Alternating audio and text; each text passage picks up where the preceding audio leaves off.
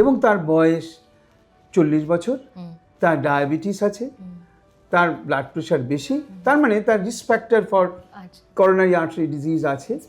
তাহলে আমরা বলি যে যদি টিপিক্যাল পেন কারো থাকে এবং পার্টিকুলারলি যদি কোনো পেশেন্ট যে টিপিক্যাল সাবস্ট্রেট মানে যার risk factor for coronary artery disease আছে, এই রকম হলে তাদের কিন্তু হৃদরোগের সম্পূর্ণ ইনভেস্টিগেশন করা উচিত।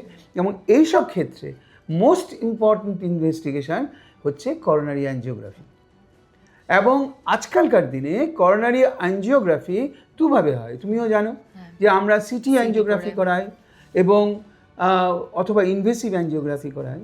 যাদের আমরা দেখি যে না they are very high risk for coronary artery disease এবং টিপিক্যাল অ্যাঞ্জাইনা হচ্ছে বা টিপিক্যাল চেস্ট ডিসকমফর্ট হচ্ছে উইথ টিপিক্যাল সাবস্ট্রেট, তাদের সরাসরি ইনভেসিভ অ্যাঞ্জিওগ্রাফি করার কথা বলা হয়।